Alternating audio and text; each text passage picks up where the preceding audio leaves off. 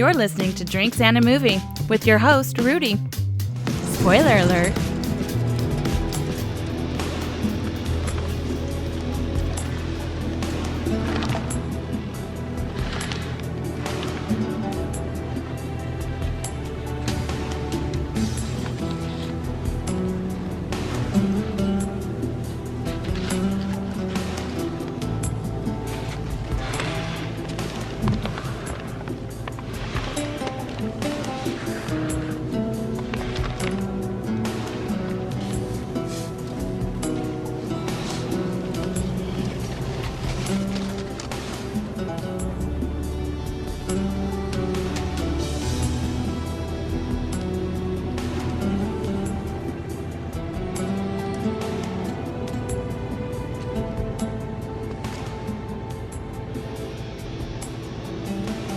Which one, I say?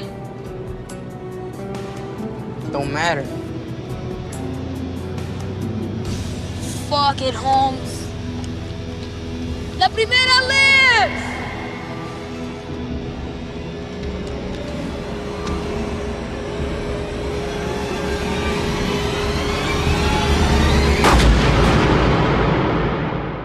All right, Drinks and a Movie podcast. Everybody, thanks for checking it out, tuning into the video. I've got another very special guest here, another actor from American Me, Steven Cisneros. Thank you so much for joining me. Thanks for having me. Totally. Awesome. And we're shooting here today at the beautiful Monty Bar out in downtown Los Angeles on 7th Street. And yeah, we've been lucky enough to get to try a couple drinks. We're going to be trying out this Ghost Tequila, Ghost Pepper Blanco, spicy tequila. Pretty interesting. And this Madre Mezcal.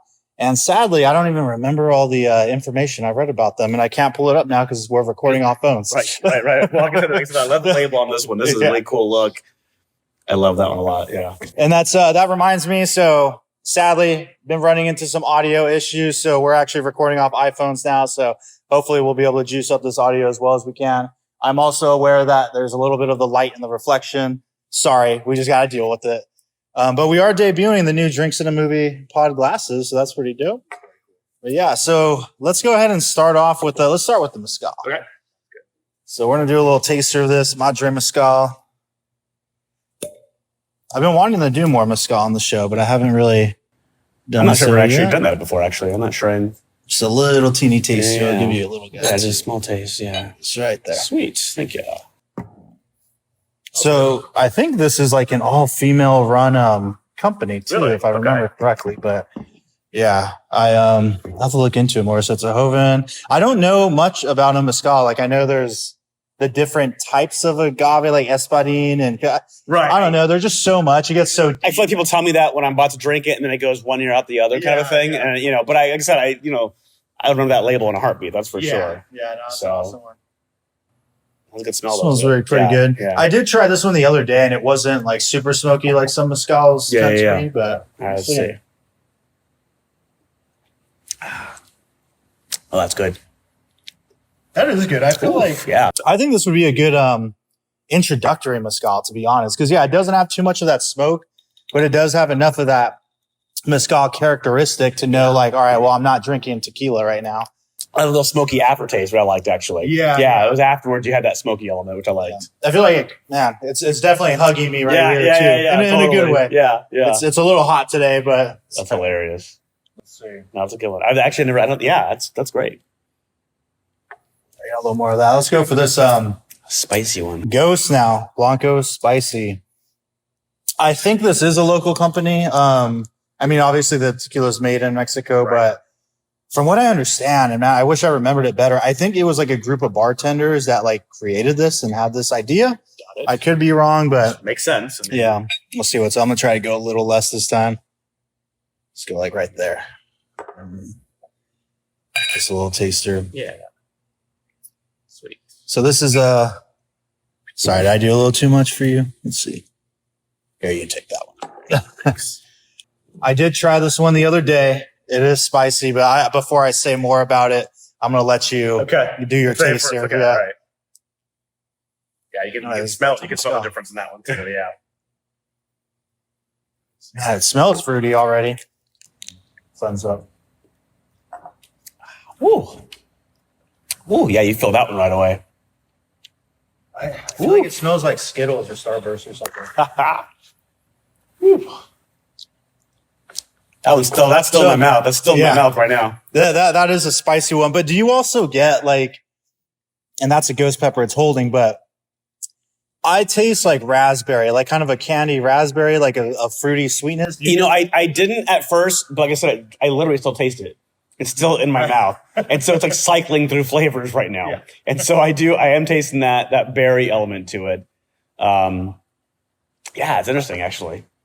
I've never had a tequila where you're tasting it afterwards, but in a good way. Right. Where it's like the flavor is just like this one had that smoky, but then it went away afterwards. This one is still lingering around. Yeah, definitely lingers that spice, that ghost pepper. Yeah, these are both really good. I can imagine this being a pretty amazing for margaritas. Like anyone that wants to. I was about to say the same thing. If you mix that with something, that would be added like a spicy margarita with a little bit of like a raspberry kick in there. Yeah, absolutely. Good stuff. Well, thanks for sharing this. Yeah, I'm glad we got to try those. And then we got a couple beers too, so we'll be babysitting these as we go. So, Steven, again, thanks for joining me, man. I've been wanting to talk to you for a long time, and we were talking about this earlier before we started recording. I appreciate that you were like one of the original subscribers to the podcast very early on. Yeah. When we did our first American Me episode, that I want to say it was definitely in the top 5 episodes, like great. number 3 or 4. Well, I remember finding it and obviously my dad's a huge fan of the movie. I mean, he's just anything American Me, he just wants to know about. So I'm always looking for things for him to send him new stuff. And you talked about my scene in that. I was like, okay, my dad's got to hear this. He's got to hear this. And, if I end up listening to the whole thing but yeah, subscribe to you right away and bookmark different episodes and I've heard a few and it's, I love the approach. I love the casual aspect to it. But yet you dive into it. You dive into things, without feeling like it's pretentious or talking over someone's head. You know what I mean? Yeah. And that's what I liked about it too. It was very accessible, but a deeper level, I think, than you realize while listening to it. Yeah. If that makes sense. You know what I mean? Yeah. I definitely appreciate that because sometimes I worry that I'm not insightful enough. No, you're very insightful, but it makes it accessible. Yeah. And you're not talking, you're not talking in language people don't understand. It's and that's what I like about it also. Yeah. So it was great. So yeah, I wanted to, get into like, obviously, I mean, you were what, like 10 when you did the movie? I think 11 when I filmed it and 12 when it came out. All right. Yeah. And now how did that come out? Like what, I guess like, normally I would ask, all right, did you always know you wanted to be an actor? So I guess we'll start there. But what's funny is because like you did this when you were a little kid, like before people even really think about it. So how did it begin? I had been acting since I was like 9, school plays, community plays. So I was acting already. And then I think around 10 or 11, I did get an agent. I had an agent sign me so American Me was, I think, one of my first year of auditioning for TV film stuff when I got the part from there. And so, it was all very new to me. And I certainly had no idea what I was in at the time. Right. I was excited to be in a movie, and that's really all it came down to at that point. Of course, years later, much more aware of what I was doing and that kind of thing and the context of the film and all that kind of stuff. But at the time, I was 11 years old. Just happy to be on a film set. Yeah. I hadn't even read the script. My parents wouldn't let me read the script because of the content in there. Yeah. I didn't even know I was going to be in it until the screening. Because you always think, you always hear cutting room floor, that kind of thing. So I didn't even know I was the last scene until screening. That's because I hadn't read the script. Yeah. That makes so much sense though. Yeah. Yeah. So that's how little I knew. So, I always feel guilty kind of years later that I didn't understand what I was a part of at the time. Right. But I think, especially knowing years later, the situations we were in, the atmosphere we were filming in, the fact that there were real gang members. I mean, even in my scene, in my back seat, I think my parents intentionally kind of kept that from me, because I was a kid, and I wasn't part of, I didn't have a lot of history with that atmosphere and that culture in a sense, if you will, and so it was kept from me, I think intentionally, just to make sure I had a good time, enjoyed myself, and wasn't scared, if you will, so yeah. And are you originally from Los Angeles? I grew up in La Mirada, which is in La LA Mirada. County. Okay, yeah. The last city in LA County before Orange County starts, but obviously, for auditions, I was in LA all the time. I live in LA now, but the time auditioning all the time in LA and that kind of thing. But yeah, that's where I grew up, was La Mirada. Yeah. Dang, wow. Okay. So so you got the part, you didn't even know the full extent of it, which makes sense. And which is crazy. It's almost like kind of but like you said, you almost feel guilty that like, man, I didn't even really know and to take it in. Yeah.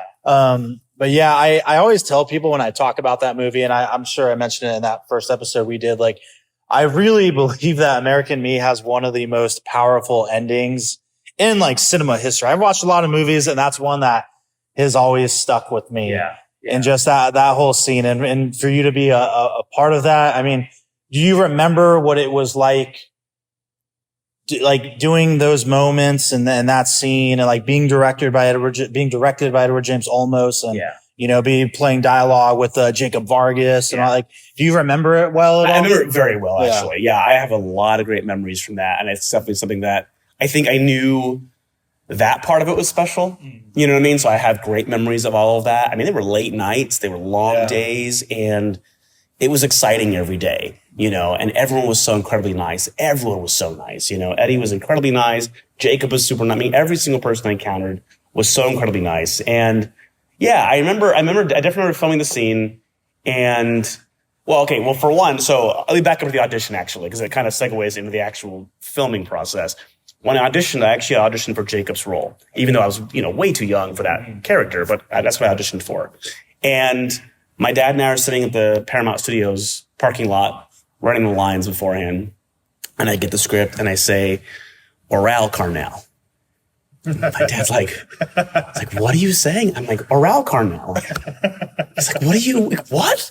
He takes the script from me, looking at it. That's Orale Carnal. I'm like, what is that? I never heard of that. So I start rehearsing Orale Carnal, running all those lines. We go on audition. And it slips out Oral. I didn't get Orale out correct. So Oral. And of course, I say Orale in the movie 1,000 times, right? Yeah. Comes out Oral. Okay. The casting director, Bob. Okay, cool. Thanks so much. You can go. And so we walk out. My dad's like, how'd it go? I'm like, oh my God, worst audition of my life. Like, they're not going to call me, whatever. So we're driving back. This is before cell phones. So we couldn't talk to my mom beforehand. So we pulled up to my house, and my mom's there, and she says, they want to see you back. They've already called. They want you back. I'm like, are you kidding me? I was like, how would they want me back?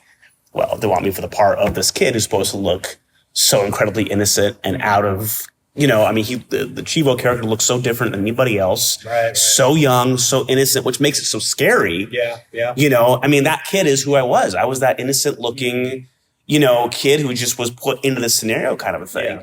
And so I mentioned that story because fast forward now to we're filming, right? And there's a scene where I sniffed the glue. Yeah. And I'll never forget, it almost comes up, but he's okay, here's what's going to happen, and he's going to pass the glue, and So when we're filming that, they didn't give me any more direction about how to sniff glue. They just said he's going to pass it to you. They assumed I was going to know what that was.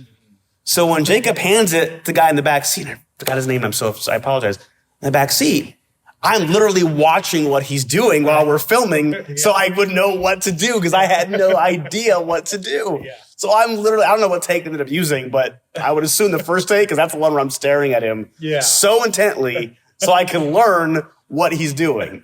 So I'm watching him sniff the glue and he hands it to me and then I do it from there. But that was me. I was this innocent little kid who I had no idea. And so, but I think that's why it made sense for me to have that part because that's what made that scene so scary. Yeah. Was that, this little boy is going to continue what you just watched for the last 2.5 hours, and everybody else looks so hard in this movie and and this little kid, getting initiated into the whole thing and just so easily kills as has happened throughout the whole movie. I think that's what made it so powerful. And I remember when I went to the screening of the movie, again, the mindset, am I in it? And we run into the studio teacher and she goes, oh, mijo, she goes, you are so good. And my first reaction was like, so I'm in it then, so I'm in the movie. Yeah. She's like, mijo, you have one of the most powerful moments in the film. Mm-hmm. And I'm like, what? And so we watch it. And then I remember seeing my face being the last thing you see. And I remember thinking, whoa.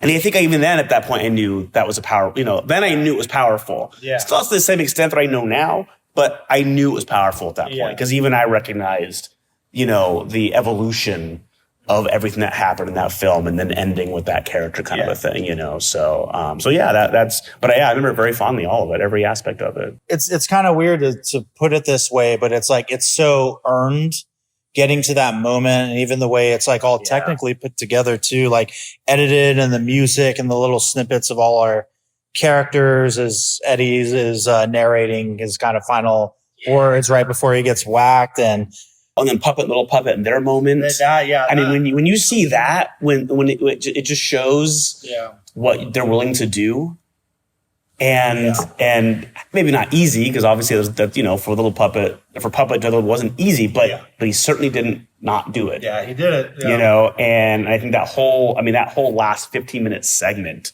from the music to the jumping around to scene. Yeah. I mean, it can't help but just hit you at that point. You know? And it really conveys that whole kind of circle of life kind of thing about how it just doesn't end. And even as simple as like, oh, I feel bad, I'm forgetting the actress's name, but when you see her put the makeup over, yes.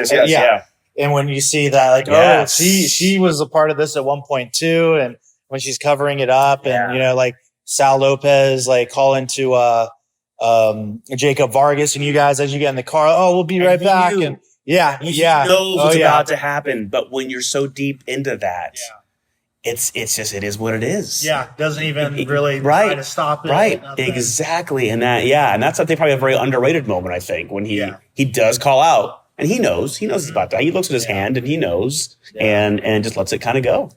And even just like in the dialogue too, and the, you know, you're getting initiated, you're getting the marking, and he's repeating like almost verbatim the same phrasing we get from when they're initiating Mundo early in the movie, when they're still kids. Yeah, exactly the same, and same kind of, you know, shit covered the same way, man. It's just so brilliant. And obviously the moment of like, you know, here's the gun, and yeah, like it's so eerie, that whole ending. It's just so eerie. Like, and I think anyone who's listening to this or watching this, like, I imagine has seen the movie already, so they probably know. But if there's anyone that hasn't seen it yet, like, you gotta like pick up a Blu-ray. They just came out like 2 years ago on Blu-ray. Go pick it up. It was overdue too. Yeah. I know Amoeba Record has them, man. Go get them. Yeah. And then you just gotta sit in it, man. And even when everything goes in the slow motion, the people ducking and running, and the gun comes out, like, oh man. Yeah. It's heavy. It hits you. It hits you. Yeah. I mean, how did your parents feel about that when they saw the final movie or even read the script? Because they knew more about it at that time than you did.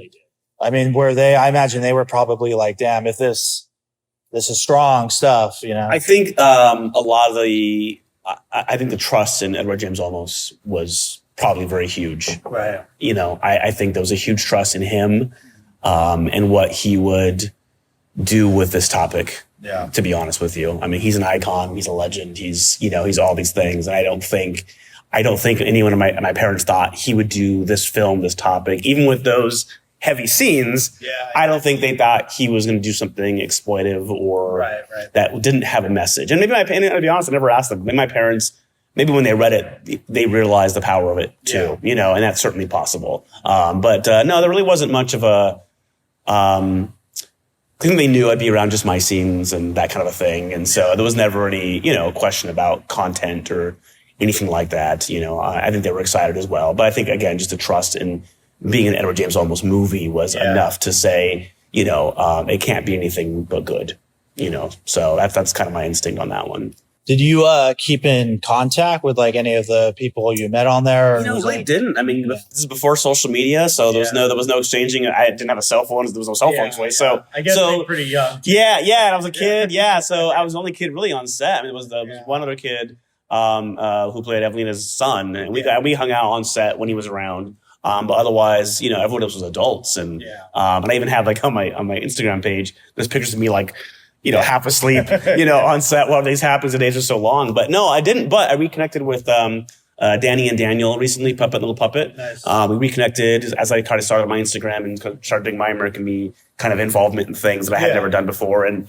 we both did a photo shoot about a year ago. And then Daniel and I did an autograph session about 4 months ago. And We've messaged every so often. So we've reconnected just recently, but otherwise prior to that, no, I hadn't kept contact with anybody just because just different time now, you know, just different. I think nowadays, you know, connect with everyone right away and it's so much easier to stay in contact now, but at the time, not so much. Yeah. And when you do, like, you know, the autograph sessions and what's the reception been like when they come up and meet you? Like, I would guess there's a lot of like, holy shit, you're the kid from the end of the movie. Like that's heavy. It's a lot of that because people certainly don't recognize me. That's for sure. I mean, people don't know who I am. Yeah. It's funny because there isn't a week that goes by, literally, that it doesn't come up. And I don't bring it up. I don't walk around saying I was an American Me. I don't do that. But friends of mine will, or someone who already knows, and then a friend of theirs will be in, and they're like, "Oh my God, you gotta come meet the guy from American Me or whatever," you know. So it's out there so much, you know, especially, you know, in Mexican culture. I mean, you know, I always joke with my friends, I'm like, if they're Mexican, they've seen it. Yeah. You know what I mean? And they always like, nah. And then sure enough, they're like, oh yeah, absolutely, you know. And even just like the other day, one of my teenagers in my theater program, she's 15. She goes, when my dad found out who you were, he couldn't believe it. I'm like, what? She goes, he has the Blu-ray. He quotes the movie all the time. He was looking at your Instagram. He couldn't believe that you're the guy from the movie. And she's 15, you know, she wasn't even born when it came out. So, you know, I think it just has been passed down through so many generations. I'm not sure she's seen it. I hope she hasn't seen it. Well, maybe she needs to. I don't know. But, you know, people, it's just out there you know, and people just, they love it. Yeah. And they watch it multiple times, you know, so yeah, it's out there. Yes, people meet me. It's weird for people to say, what they say. They said such nice things, you know, and I feel like, well, I didn't do anything. I was a kid, you know.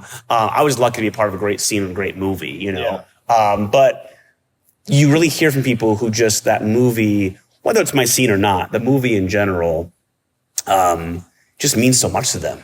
Yeah. You know, and I think that's the coolest part. Yeah. You know, and so I know it's not like meeting me. You know, I'm nobody, you know, but I was in a movie that really spoke to a culture, and I'm proud of that. I'm really proud of that, you know, and because there's a lot of bad movies out there that you probably would run from, that you wouldn't admit you were in, you know what I mean? Yeah. But this is one that I definitely, I'll sit and talk to people, and I don't mind because, you know, people really love that movie and they have a lot of questions about it. Yeah. And so I'll talk about it. And it's fun to be able to provide insight into something that they may not realize, you know. And, you know, I was one of the only ones who had behind the scenes pictures.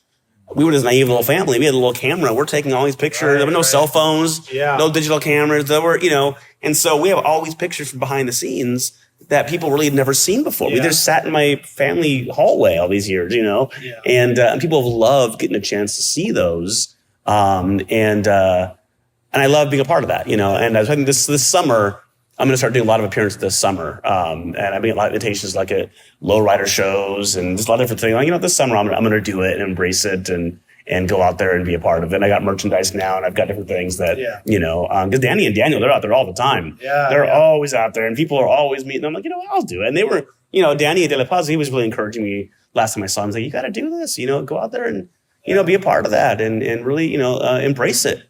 You know, and so he really encouraged that. And so this summertime, I'm going to do it this summer. Yeah. Yeah. No, that's good, man. That'll be cool. Yeah, it'll be fun. I try not to like talk about this aspect of it much, if at all, because I haven't even chatted with the other two about it, Danny and Daniel. Yeah. But I guess I'm curious, like, especially since, you know, you were young and your parents were involved, you know, obviously there was, or maybe not obviously, but for anyone who doesn't know, there were some incidents that happened after the movie with producers, gang coordinators, gang members, and a lot of violence with people, you know, and sadly just kind of proving the point of like what's going on. I mean, what was the reaction to that? I mean, I imagine with you being so young, you were probably kind of maybe kept from it, but like, do your parents ever kind of talk about, like, were there ever concerns or? You know, it was no concern for my safety as far as I was concerned. Yeah. Just I was so removed from all of it in a sense. I think though, I mean, it was hard to not see it because it was on the news, you know, it was on the news. So it was impossible not to be aware of it. Yeah. I think when it hit me though, was when Anna was killed.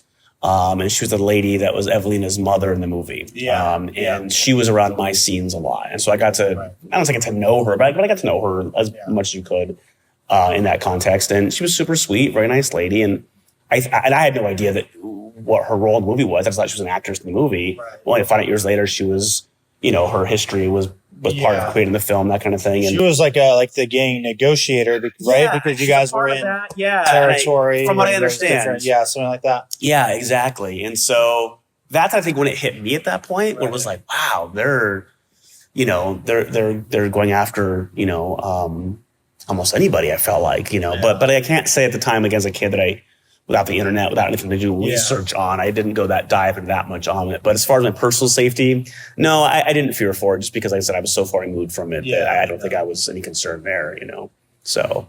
And so once the movie was done and it came out, what was acting for you after that? Did you continue? Was there a lot of, calls because the movie, like what just came out? What was the aftermath? It was funny. I only did it for a couple more years afterwards. One, after American Me, there was the documentary that came out, Lives in Hazard, which was on NBC. And all the posters and postcard were of my face, which prior to that, promoting the movie, we were always very aware of this. My parents were like, oh my God, talk about the ending. And there was so many interviews that almost would do, and a reporter would say, let's talk about the ending. And he would always say, no.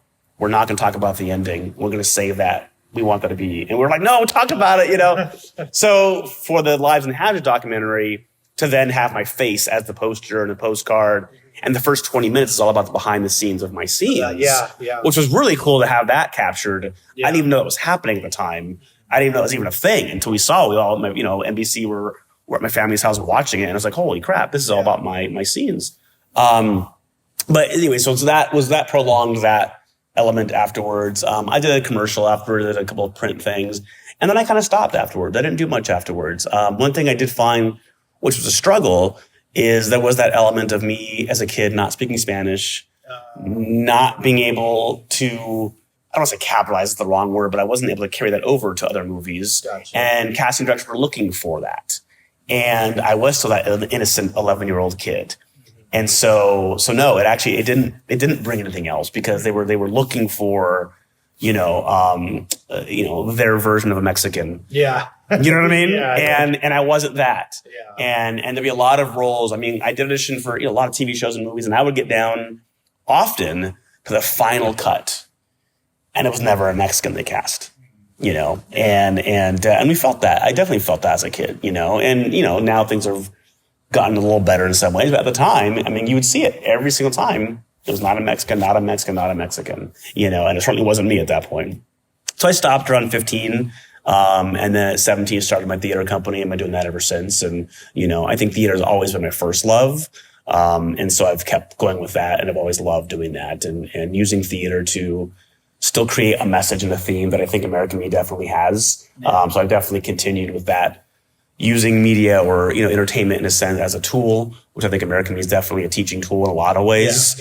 And so I've definitely continued with that mindset, just to a different avenue, if you will, but Lives in Hazard, I was thrilled for that to come out, and, I mean, it's a powerful documentary just in general. But to get to have, cause no other scene really got to have their behind the scenes element included in that. So I was lucky to have, that involvement. And especially, it's like, I'm glad it exists. I've watched it a few times over. And I think, for anyone who doesn't have the DVD or Blu-ray, I'm pretty sure it's on YouTube. Yeah. If you want to check it out. I'm glad it exists, because especially at that time, before like DVDs were a thing and even YouTube and all that, it's like a lot of behind the scenes, like documentaries and stuff, weren't really happening as much. Right. Oh yeah, absolutely. We're talking like, imagine 1990, 89 is when it was shot, right? Because it came out in 91. 92. 92? 30 years ago this year, right? Or it's 30 years last year? I think it was 30 years ago last year. I saw your post. Yeah, it was like right. May. 30 years last year. So I guess it filmed it in 91, right around there. Yeah. And so I'm really glad it exists, and that someone had the thought to like, hey, we need to document this. And then this is important, like the fact that we're working with actual people in this neighborhood, within the neighborhood, people that are gang members, and giving them roles and having all this stuff happen.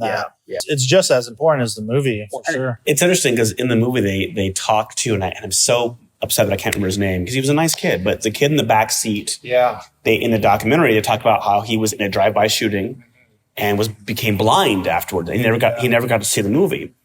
And I never forgot when filming one day, he was in the back seat. We're all in the car, a lot of waiting in the car, a lot of waiting around. Yeah. So 3 of us, me, Jacob, and him, we were talking, and, I didn't know he wasn't an actor.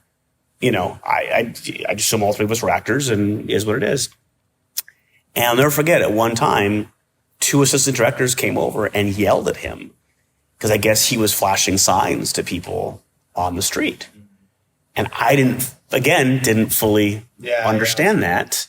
And it wasn't until that documentary that it all clicked on me that, oh my gosh, we were deep in the middle of all of it, right. and again, I don't know if it was right or wrong for me to know or not know at that time. I don't think it would have affected me necessarily, but it'd be interesting to do what my mindset would have been if I'd known exactly what was happening, and, but yeah, that documentary, when they announced that about him, I thought it was so sad. And, he had just done that scene, and then all of a sudden, life imitating art kind of a thing.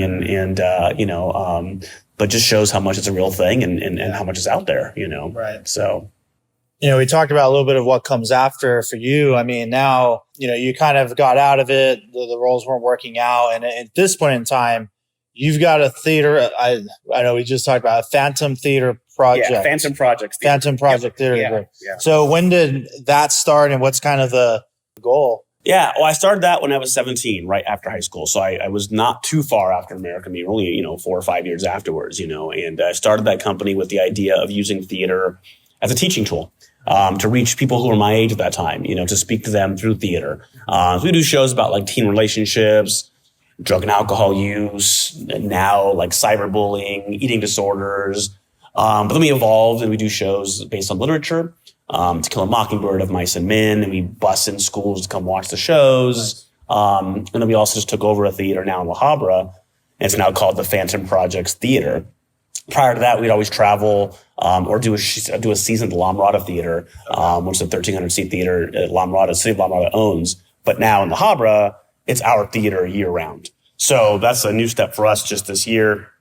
We just opened in January and doing some great things. I'm actually considering doing an American Me screening there and trying to get both Daniels over there and, maybe doing something that'd be kind of neat, I think. And it'd be kind of a fun thing to do in that theater, I think. And then also looking at doing Stand and Deliver as part of our season. I think it'd be a great thing. I think with this venue, we can take chances and do lesser known. That show's not done very often. And, it's a small theater. I think it'd be a good space for it, but it allows me to take some chances and do things that we haven't been able to do for the last 25 years, but now we have our own space. We can try some new things, so it's all on my radar, but it's a lot. We're still bouncing back from the last, 2 years of theater closures. We almost went out of business like so many theater companies did do, like so many businesses did do. And, but we survived. We're still struggling to get out of that, it's definitely my passion. I think it's 25 years. I've been doing it now. And hopefully there's no end in sight for it. So that's the goal at least. Yeah, no, that sounds great. Like it must be a good feeling to have your own spot now, and you can think about even more projects and things to do. Just the fact that you've got a home base. Yeah, just to try different. We had a great opening gala in January. We had Aloe Black in concert, who is an incredible performer. Him and Maya Jupiter opened it for us. I mean, they play. Aloe Black can play a stadium. I mean, he did a 132 seat theater of ours, and that place felt like an arena. It was so amazing. It was a great way to kick it off and just kind of get things going again for us, And right now, you got You're a Good Man. Charlie Brown's currently on stage with us, and nice. We're doing family shows, but we're also doing, like I said, later on in the year we'll do more of that main stage stuff for different audiences. La Habra is a very heavy Latino community, and I definitely want to go after that and target that. That's definitely historically, theatrically, not an audience that has gone after a lot. And I think it's something that needs to be embraced and gone after more, and so it's definitely one of my goals there. Especially when it does feel like so many of the great, Latino actors, came from theater. Absolutely. And that's such a big thing. Like even talking to, Danny De La Paz and Daniel Villarreal, seeing Zoot Suit was like a big one. And Louis Valdez and everything. It was all just so, and I mean, I'm not a big theater watcher person, but one thing I definitely appreciate is my parents always go to support that, and I would always see different plays and a lot of theater. And all that as a kid. And I can look back now and like really appreciate it, and like especially the art form and just the creativity behind it, and just all the great, just like actors and people that produces, you know. Right. I guess I shouldn't even say actors, just people. Right. There's a lot of work goes into it that people don't see, you know. Yeah. And that's true for any entertainment medium. Yeah. You know, in fact, you shouldn't ever see the crew. Right, you know, if you do, something went wrong. Excuse me. Yeah, man. I mean, I think that's a wrap. Is there anything else you want to say and talk about? Yeah, I think, you know, I have a website, laprimera.lives.com. My Instagram, laprimera_lives. I got a lot of great pictures on there, merchandise, things like that, you know, I resisted for all these years. I didn't ever want to feel like I was like cashing in on that kind of a thing. Right.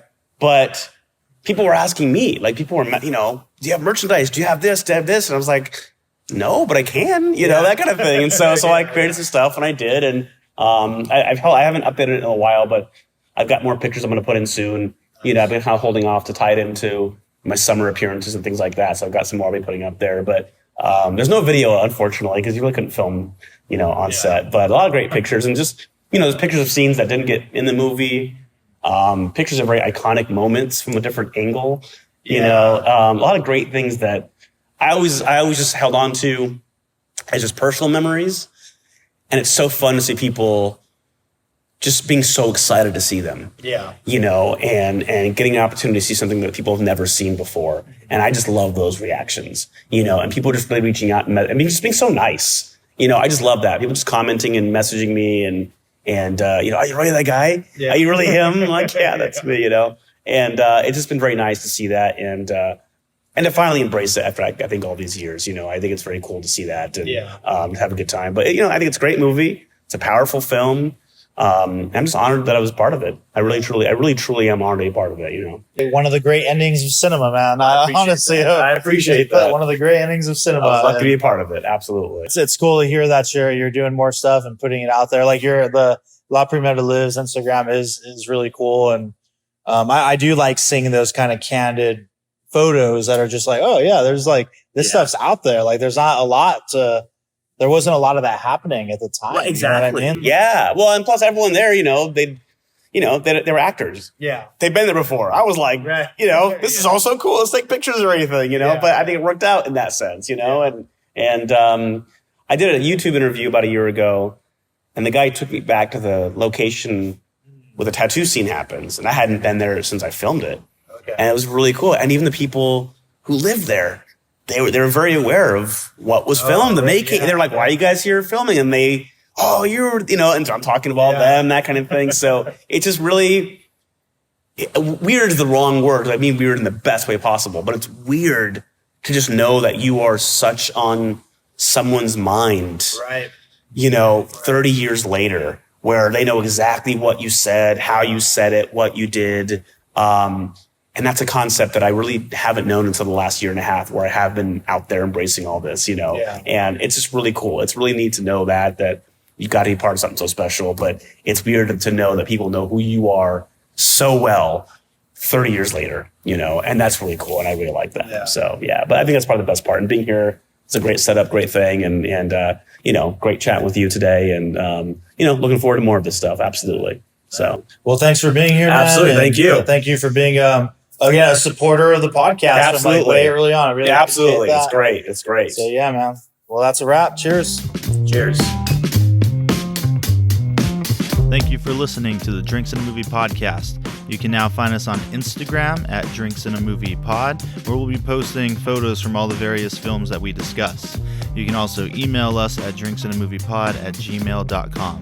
Please rate, review, and subscribe, and thank you for listening.